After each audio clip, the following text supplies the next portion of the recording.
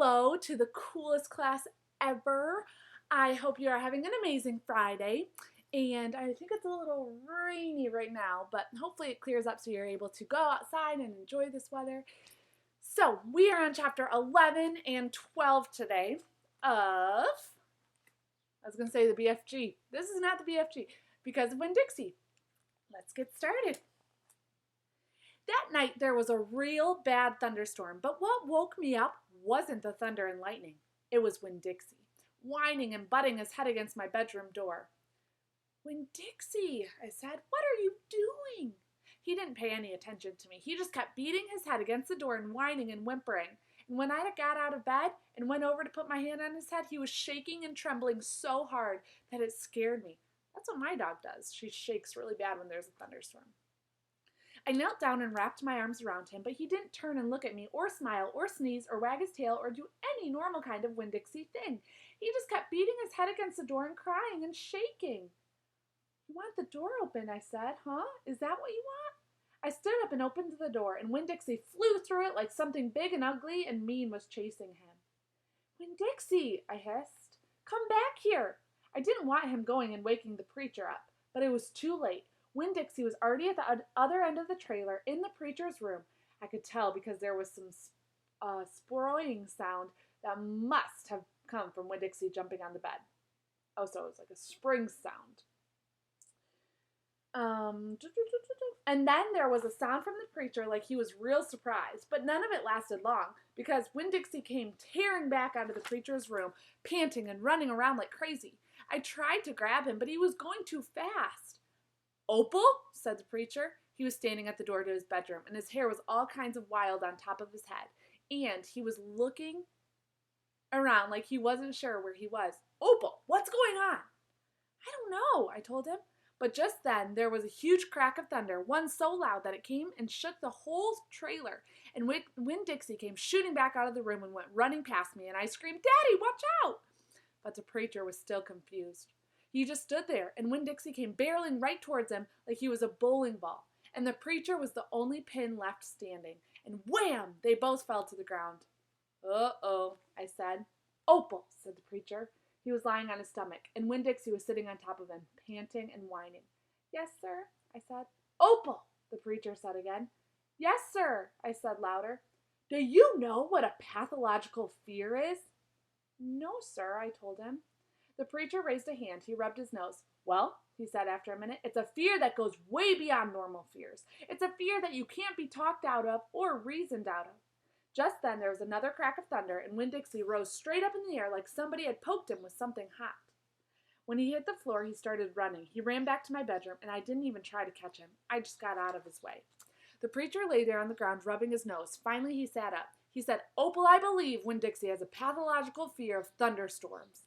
And just when he finished his sentence, here came Winn-Dixie again, running to save his life. I got the preacher up off the floor and out of the way just in time. There didn't seem to be a thing we could do for Winn-Dixie to make him feel better. So we just sat there and watched him run back and forth, all terrorized and panting. And every time there was another crack of thunder, Winn-Dixie acted all over again like it was surely the end of the world. "The storm won't last long," the preacher told me. "And when it's over, the real Winn-Dixie will come back." After a while, the storm did end. The rain stopped, and there wasn't any more lightning. And finally, the last rumble of thunder went away, and Winn-Dixie quit running back and forth and came over to me and the preacher and cocked his head like he was saying, "What in the world are you two doing out of bed in the middle of the night?" And then he crept up on the couch with us in the funny way he has, where he gets on the couch an inch at a time, kind of sliding himself onto it, looking off in a different direction, like it's all happening by accident. Like he doesn't intend to get on the couch, but all of a sudden, there he is. And so the three of us sat there. I rubbed Winn-Dixie's head and scratched him behind the ears the way he liked. And the preacher said, "There are an awful lot of thunderstorms in Florida in the summertime." "Yes, sir," I said. I was afraid that maybe he would say we couldn't keep a dog who went crazy with pathological fears every time there was a crack of thunder. "We'll have to keep an eye on him," the preacher said. He put his arm around Winn-Dixie. "We'll have to make sure he doesn't get out during a storm. He might run away. We have to make sure we keep him safe." "Yes, sir," I said again. All of a sudden, it was hard for me to talk. I loved the preacher so much. I loved him because he loved Winn-Dixie. I loved him because he was going to forgive Winn-Dixie for being afraid. But most of all, I loved him for putting his arm around Winn-Dixie like that, like he was trying to keep him safe. Chapter 12. Me and Winn-Dixie got to Gertrude's Pets so early for my first day of work that the closed sign was still in the window. But when I pushed on the door, it swung open and we went out inside.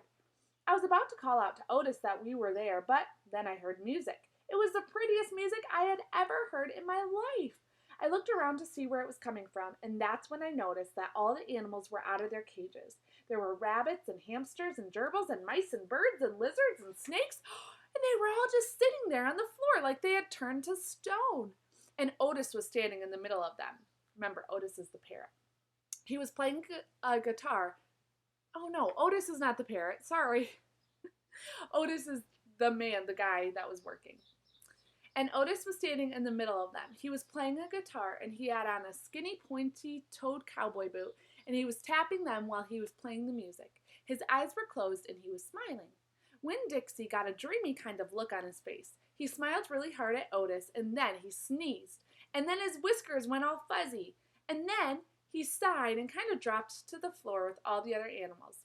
Just then, Gertrude caught sight of the Winn-Dixie. Gertrude is the parrot. So she caught sight of Winn-Dixie. "Dog!" she croaked, and flew over and landed on his head. Otis looked up at me. He stopped playing his guitar, and the spell was broken. The rabbits started hopping, and the birds started flying, and the lizards started leaping, and the snakes started slithering, and Winn-Dixie started barking and chasing everything that was moving, and Otis shouted, "Help me!" For what seemed like a long time, me and Otis ran around trying to catch mice and gerbils and hamsters and snakes and lizards. We kept on bumping into each other and tripping over the animals, and Gertrude kept screaming, "Dog! Dog!" Every time I caught something, I put it back in the first cage I saw. I didn't care if it was the right cage or not. I just put it in and slammed the door. And the whole time I was chasing things, I was thinking that Otis might be some kind of snake charmer, the way he could play his guitar and make all the animals turn to stone.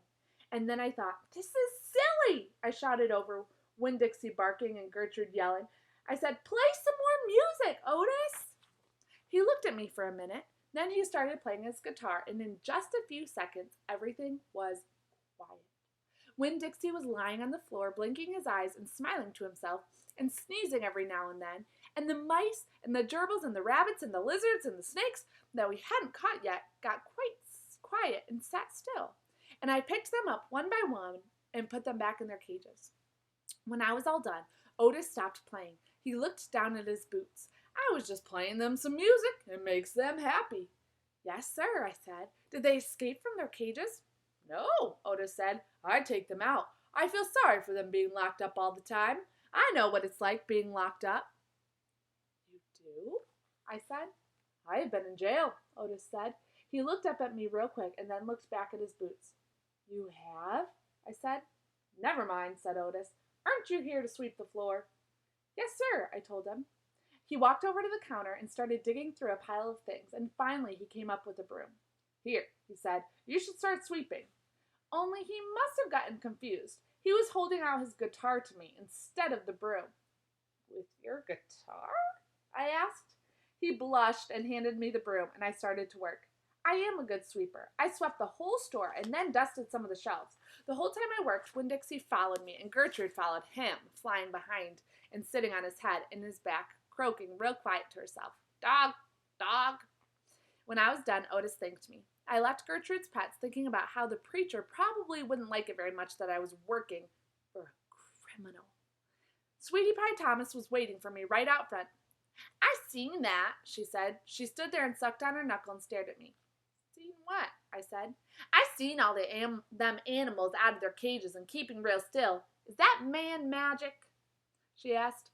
"Oh, kind of," I told her. She hugged Winn-Dixie around the neck.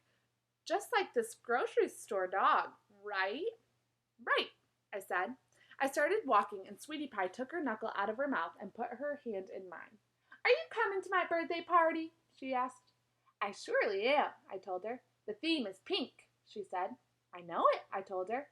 "I gotta go," she said all of a sudden. "I gotta go home and tell my mama about what I seen. I live right there in that yellow house? That's my mama on the porch. You see her? She's waving at you." I waved at the woman on the porch, and she waved back. And I watched Sweetie Pie run off to tell her mama about Otis being a magic man. It made me think about my mama and how I wanted to tell her the story about Otis charming all the animals. I was collecting stories for her. I would also tell her about Miss Franny and the bear, and about how I met Gloria Dump and believing for just a minute that she was a witch. I had a feeling that these were the kinds of stories my mama would like, the kind that would make her laugh out loud, the way the preacher said she likes to laugh. There we go. Tomorrow, Monday, we will read chapter 13 and 14. See you later.